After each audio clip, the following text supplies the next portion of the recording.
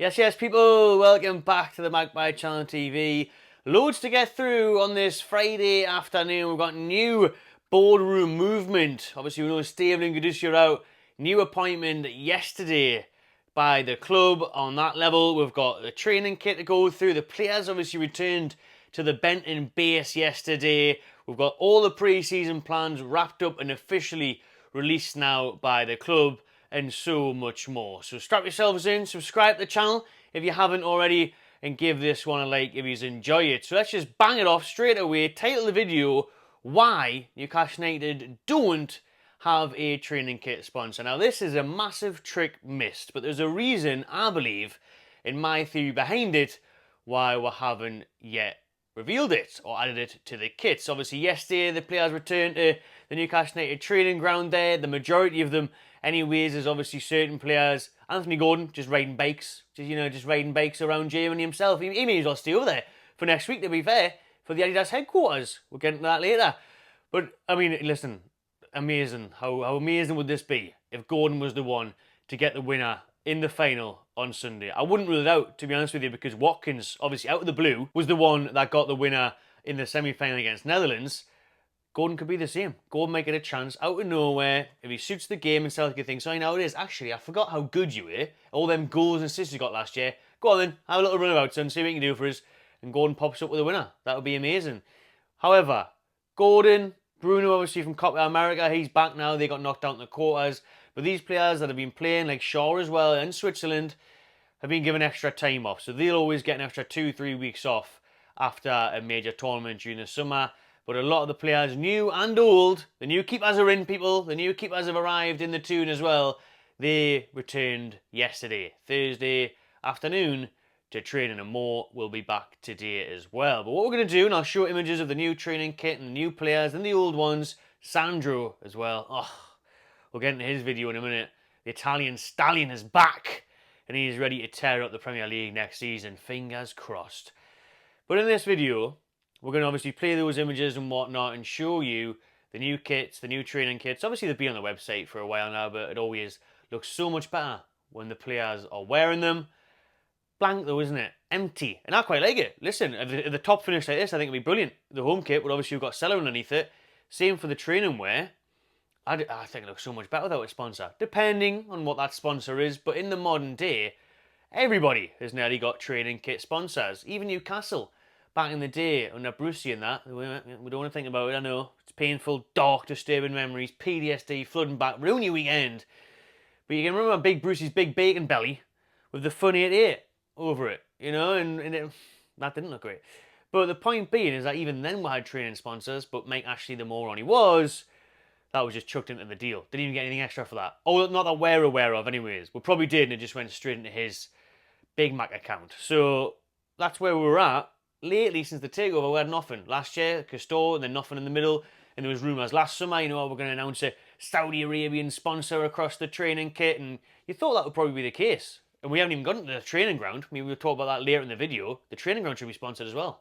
Liverpool, other clubs make extra revenue by just putting on the advertising boards, the sponsorship on the front door of the training ground. So there's another revenue, another avenue to look down as well. But with Newcastle United's training kit, again, people were questioning it, thinking, I thought, the new one, they'd be revealing a new sponsor this summer. There's one way to get around this, PSR and financial fair play. There's a loophole for you, add a training kit sponsor on there. I mean, man, you have just signed a training kit sponsor for 20 million a year.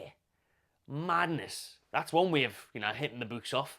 That's what we need to be getting on as well. And as a big club now, and with big ambitions, those are the boxes you need to be ticking. Those are the moves you need to be making.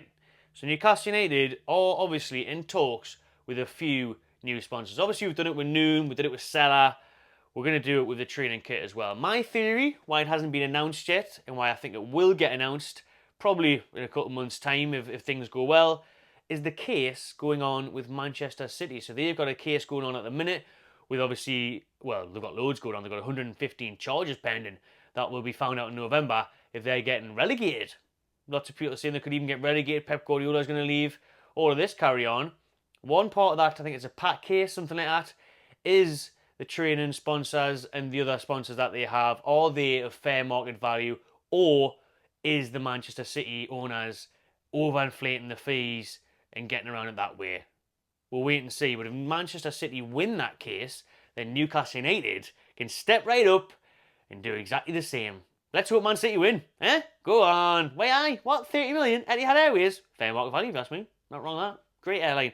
So I hope Newcastle United can do the same, because if we can, then we can go ahead and charge any Saudi Arabian company and our Saudi Arabian bus company, go northeast, go Saudi Arabia, whack them in the middle of the training kit sponsor, 20 million a year. Bosh. That'll do me lovely. That's what we need to be looking at. That's what we need to be doing. So that's the only reason I can think of. Obviously, it's not going to be Go North, Saudi, but whatever I said. Aramco, any other big Saudi Arabian company, middle of the training gear, middle of the training wear, on the jumpers, the quarter zips, the pants, the jackets, everything. There you go. There's some nice extra revenue. Otherwise, Newcastle, if Manchester City lose that case, they might have to go with a different sponsor, whether it be Saudi or not, or just probably the same sponsor where it's ready to go, ain't on the shirts, but they can't reveal the figures yet. They've probably got 2 sheets. The same. I'll tell you what, Man City win the case. Yeah, Aramco. There you go. Saudi Airlines, whatever. So yeah, Saudi Airlines, 20 million a year, please. If Man City lose the case and the scrutiny and the pressure is under us, all right, well, 8 million a year. Which I tell you what, still better than the 0 we're getting right now on the current training wear. So keep an eye on that one, Peter. But that's why all that new fancy training kit hasn't got a sponsor on, in my opinion, but it will very soon. And I mean, well, I say very soon, it might be a few months, it might even be next season at this point. But the amount of range that Newcastle are bringing out and all the new training gear, it's a no-brainer. Let us know what you think of the training gear. The pictures I've overlaid. Like I said, it's great to see these players back. Sandro's back. Harvey Barnes, big season ahead for him. The new boys there, the keepers, they're in tune. Keeper Castle United, John Ruddy, Big John. He's ready for it. Odysseus, the Greek keeper from Forest, he's there as well. Good to see the lads returning. And even though England are in a final, it's amazing, we're buzzing for it, can't wait. There's now like that feel of like, oh yes, the players are back for pre-season. It's coming, it's happening. And before we talk about pre-season plans and more of them, that's going to be happening from next week. All the official dates are now lined out, which I'll put on the screen in just a moment. Also, how good does Eddie Howe look in this? Eddie Howe's black and white Adidas Army. That is amazing. I told that, well, you would have seen the video a couple of weeks back I did on the updates around St. James's Park, the club shops, stack, all of that. And I bought the maroon and black training jacket. Adidas and Newcastle United are having my life yet. I might have to go and get the black one now, because Eddie Howe, oh, that's just unreal. Well done, Eddie. Well done Adidas. Great stuff. So let's look ahead then to next week, because before you know it, the final is on 14th of July, Sunday night. The streets of Newcastle in England could be absolutely berserk, like bloody Dawn of the Dead settings, you know what I mean? It's going to be the Walking Dead around town for the next week and across England if we do manage to bring football home.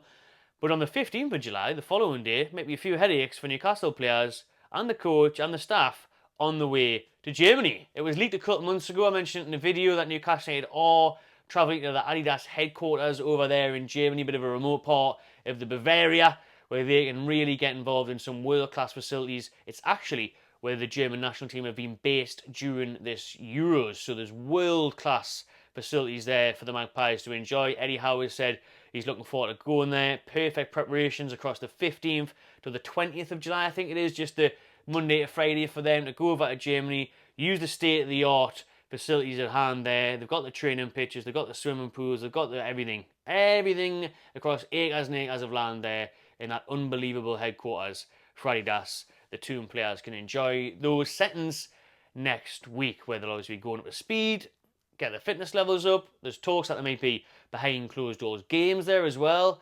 There's talks there might be one against Leeds United, and probably, well, there definitely will be ones against local German teams out there. Get the confidence levels up, smash them 14 now. Good stuff. And then before you know it, they come back from Germany. Then we've got the Hull game on the 27th, which I'll be at. Can't wait for that one on the 27th of July. The Magpies then fly all the way to Japan for the pre-season tour. Tokyo tour there for the week of August, the end of July. 3rd of August, I think the second game is. Play those games, have a week or so in Tokyo. That'll be amazing for them and all the fans out there. Come back, and then it'll be the sellout weekender. Great for us up here in the northeast and fans that'll come over. I know the Irish Mags are coming over for that one. Shout them out. That's a quality weekend. Game on the Friday night, women's game on Saturday lunchtime, men's game Saturday afternoon. Brilliant stuff. You can still get your tickets for that. And then the week after, the madness, the business, all starts again. Southampton at home on the 17th. Can't wait for it. So that's all the plans ready, raring to go for pre-season. Lastly, on the whole Amanda Staveley saga and who is coming in, I wouldn't say a replacer, but the obviously restructure of the club's hierarchy, and that is Mr. Bunce from Monaco. He's came in there. Paul Mitchell's buddy from Monaco is joining him. So obviously Mitchell is coming in as sporting director, and Bunce is coming in as performance director as Newcastle reshuffle the boardroom and the way the club operates. So things are changing there. So you could do see it in Staveley are out. They are getting a settlement from the club, according to, was it the Telegraph or the Chronicle? One of them saying that's happening. Funny enough, Newcastle United still haven't officially released a statement on Amanda Staveley, which is quite bizarre. I guess they might be waiting for this settlement to be sorted, and then they can come out and officially release it. But obviously, Sky Sports, every outlet in the world, has confirmed that Staveley and Gudusi have left. So there's a settlement getting sorted there. Bunce is coming in. Newcastle United are looking different going forward for the new season. Plenty of changes happening at the Toon. Drop your thoughts in the comments below. Subscribe to my channel TV and enjoy yourself.